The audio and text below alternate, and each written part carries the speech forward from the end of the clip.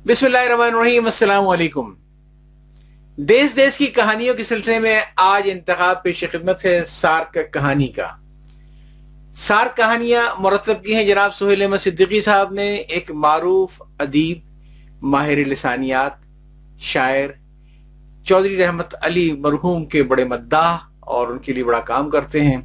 इसके अलावा भी आपकी बहुत सारी शनाख्त है, मसलन ये कि आप उन लोगों में से शामिल थे जिन्होंने इब्तदाई तौर पर नीलाम घर के प्रोग्राम से एक गाड़ी जीती थी और फिर बाद में आपकी पहचान बनी। आप एक अच्छे सदाकार भी हैं और आपके रेडियो पे काफी प्रोग्राम भी आते रहे हैं और इस तरीके से इतनी खुशियात हैं कि जिसका जरा जिक्र करना मेरे लिए मुमकिन नहीं। मैंने जो उनकी किताब मुंतखब की है सार्क कहानी, ये किताब यूं तो शाये हुई कि 2005 में, लेकिन इन्होंने ये किया है कि सार्क ममालिक के अंदर जो मुख्तलिफ लोक कहानियां और लोक दास्तानें मारूफ मशहूर हैं उनका या तो खुद तर्जुमा किया है या तर्जुमे से तर्जुमा किया है और उसको इस किताब में मुरतब किया है। इसमें जो कहानियां हैं ये बुनियादी तौर पे ये बच्चों के लिए कहानियां हैं और उसको भी आपने दो हिस्सों में तकसीम किया है। पहला वो जो कि बहुत छोटे बच्चों की कहानियां हैं और दूसरी वो जो कि बड़े बच्चों की कहानियां हैं। अब जैसे छोटे बच्चों की कहानियां में मैंने पाकिस्तान से 5 कहानियां मुंतखब की हैं जो डॉक्टर जमील जारवी, साकब रहमुद्दीन की हैं और एक सुहेल साहब की अपनी है। 4 कहानियां हिंदुस्तान से हैं, 2 बांग्लादेश से हैं, एक श्रीलंका से, नेपाल से और मालदीव और भूटान से एक कहानियां हैं, अफगानिस्तान से एक कहानी है। फिर बड़े बच्चों के लिए जो कहानियां आती हैं इसमें पाकिस्तान की 5 कहानियां हैं और हिंदुस्तान से भी 4 कहानियां हैं, बांग्लादेश की 4 कहानियां, श्रीलंका की 1 कहानी, नेपाल की 4 कहानी, भूटान की 1 कहानी और अफगानिस्तान की 1 कहानी। इससे पहले कि मैं इस किताब से इंतखाब पेश करूं, मैं थोड़ा सा ये बताना चाहूंगा कि मुझे ये लोक कहानियां और लोक दास्तानें क्यों पसंद है। दरअसल ये जो लोक कहानियां होती हैं और लोक दास्तानें होती हैं ये किसी भी मुआशरे में तहजीब का तसलसल होती हैं और मैं ये समझता हूँ कि इसमें जो बड़ा जो एजाज जाता है वो माओ को जाता है। जिस तरीके से माएँ अपने बच्चों को अपनी गोद में बिठाकर बोलना सिखाती हैं बगैर किसी ग्रामर की किताब का रट्टा लगवाए हुए, उनके साथ बोलती हैं, इसीलिए जबान को मादरी जबान कहा जाता है। क्यों? इसलिए कि माँ मुंतकिल करती है जबान को एक नस्ल से दूसरी नस्ल को, उसी तरीके से माएँ मुंतकिल करती हैं हम अपनी सकाफत को, अपने कबीले और अपने इलाके के पस मंजर को लोक कहानी, लोक दास्तानों और गीतों के सूरत में। नस्ल दर नस्ल शायद उस जमाने में कभी तहरीरी भी नहीं थे, दादी से सुना, फिर माँ से सुना, फिर उसने अपनी बेटी को सुनाया, उसने अपनी बेटी को सुनाया। एक लोक गीतों में आने वाले वक्तों के लिए बच्चियों को तैयार किया था और मेरा आज का जो उन्वान लोक कहानी, लोक दास्तान, ये बुनियादी तौर पे एक लाशऊरी तौर पे बच्चों के अंदर उनकी अखलाकी तरबियत के लिए किरदारों के हवाले से बातें और पैगाम पहुंचाई जाती थी। हर इलाके की लोक कहानी का अपना ही पस मंजर होता है। अगर अफ्रीका की कहानियां अगर हैं तो फर्ज कीजिए वहां पे जो ज्यादातर आपको किरदार मिलेंगे वो मुख्तलिफ किस्म के जंगली जानवरों के, शिकार के वगैरह वगैरह। इसी तरीके से हर इलाके की लोक कहानी से आपको उस इलाके का पस मंजर मालूम होगा, उस इलाके की आपको सकाफत के बारे में मालूम हो जाएगा। मैंने आज इसमें 2 कहानियां मुंतखब की हैं। एक मैंने जो कहानी मुंतखब की है वो अफगानिस्तान से कहानी, इस किताब की आखिरी कहानी, और जिस कहानी का नाम है ख्यालात की भरमार। ये थोड़ा सा आपको ये बताने के लिए कि हम जब लाशऊरी तौर पे कहानियों के हवाले से बच्चों के जहनों में जो बात डालते हैं वो बड़े होके कितनी काम आती है। अब कहने को ये कहानी है जो कि बच्चों के लिए लिखी गई है, लेकिन जब उनके लाशऊर में होती है तो वो उन्हें बाद में कैसे मदद करती है, ये मैं आपको कहानी के इख्तिताम पे सुनाऊंगा। पहले तो आइए मैं इस कहानी को पढ़ के सुनाऊं आपको। ये कहानी तहरीर की है पश्तो जबान में रोबीना शिनवारी ने और इसका तर्जुमा किया अंग्रेजी में नसीम जगजी ने और अंग्रेजी से उर्दू तर्जुमा किया इसका जनाब सुहेल अहमद सिद्दीकी साहब ने। कहानी कुछ यूं है। एक मर्तबा का जिक्र है, नीले आसमान के छप्पर तले एक बूढ़ा आदमी किसी जंगल में चला जा रहा था। उसने जमीन में एक गहरा गड्ढा खोदा, उस पर कुछ सूखी घास डाल दी, फिर उसके मुंह को तिनकों से ढांप दिया। अब उसने बासी गोश्त के कुछ पार्चे फैला दिए। इसने जानवरों को पकड़ने के लिए एक निहायत उम्दा जाल तैयार किया। इस जाल से हो सकता है मुझे कुछ खाने लायक या पहनने के लिए नसीब हो जाए। ये कहता हुआ वो घर को चला गया कि कुछ वक्त उसके शिकार को मिल जाए। दिन अभी सफर के वक्त में था कि एक लोमड़ी की निगाह बूढ़े के फैलाए हुए गोश्त पार्चों पर पड़ी। जो ही लोमड़ी ने करीब आकर एक टुकड़ा मुंह में लेने की कोशिश की, वो गहरे शिगाफ में जा पड़ी। इस शिगाफ या गड्ढे से निकलने की कोई राह न सुझाई दी। कुछ देर बाद एक काज को गोश्त के टुकड़े नजर आए। वो उन पर झपटी। जो ही वो उतरकर अपने पंजों से इस गोश्त को छूने लगी, वो अनदेखे जाल में जा गिरी। गड्ढे के अंदर उसकी मुलाकात लोमड़ी से हुई, जो पहले ही वहां से कैद थी, जिसने अपनी जहानत का मुजाहरा करने की कोशिश की। अब लोमड़ी कैसे अपनी जहानत का मुजाहरा करती है, ये इस कहानी में कुछ बयान किया गया है। मेरे पास हजारों मंसूबे हैं, लेकिन मेरे पास तो सिर्फ एक ही मंसूबा है, काज बोली। मगर मेरे पास बहुत से मंसूबे और सैकड़ों ख्यालात हैं, लोमड़ी ने कहा। लेकिन मेरे पास तो एक ही है, काज ने अपनी बात दोहराते हुए अपनी तैयारी का जिक्र किया। लेकिन दूसरी तरफ लोमड़ी ने अपने हजारों मंसूबों और ख्यालात का पुल बांधना चाहा। इसी अस्ना में बूढ़ा आदमी नमूदार हुआ। जब उसने अंदर झांका तो बहुत खुश हुआ, क्योंकि वहां एक नहीं बल्कि दो दो शिकार थे, एक लोमड़ी और दूसरी सफेद शानदार काज। जबरदस्त, बूढ़ा आदमी चिल्लाया।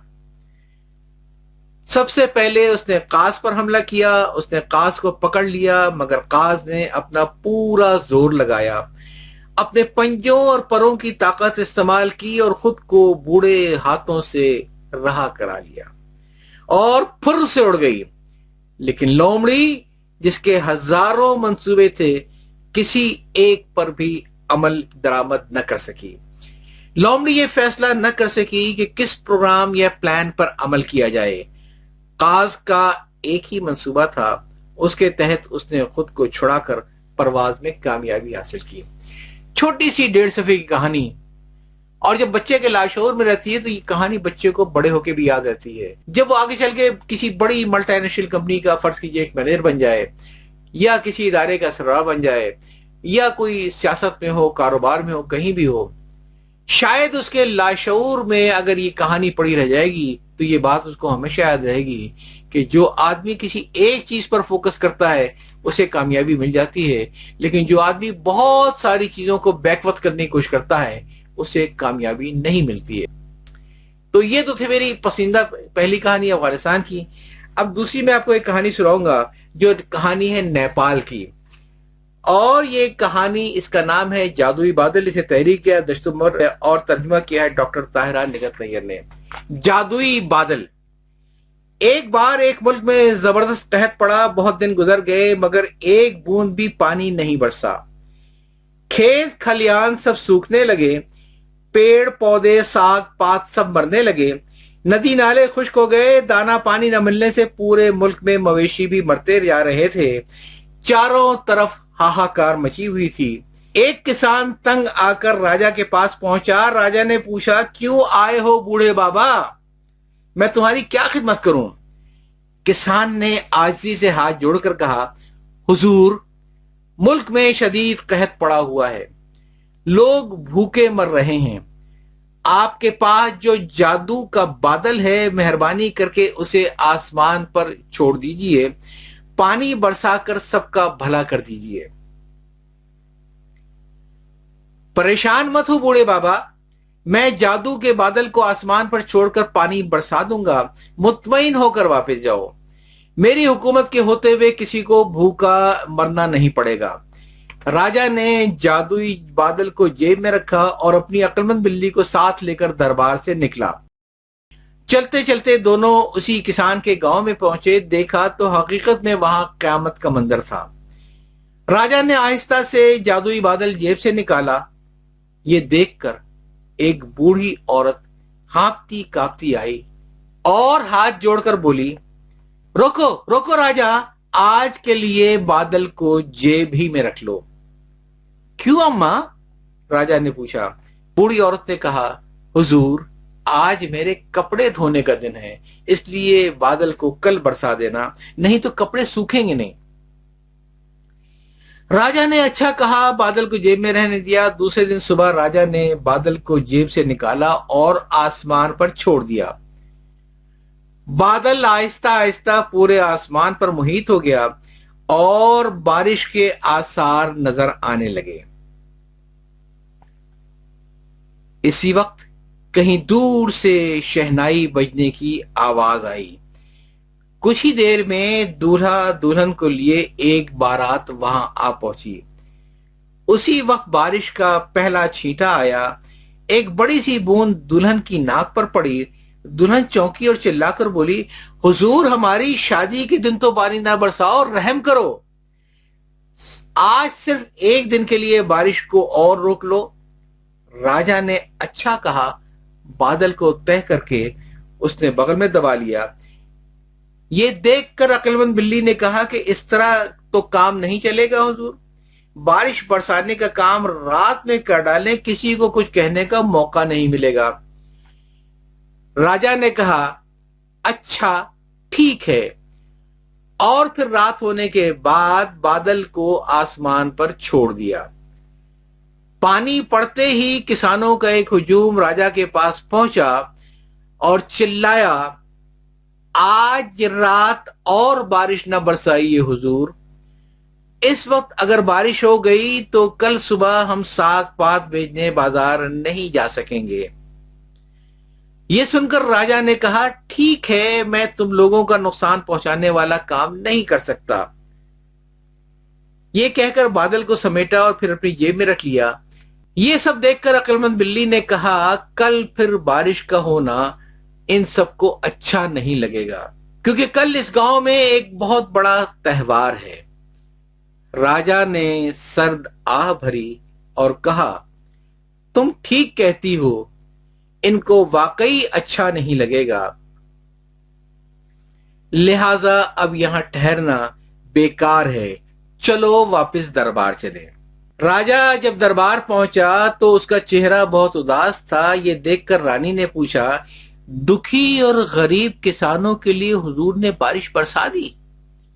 राजा ने बेहद झल्ला कर कहा, नहीं कर सका मैं ये काम रानी।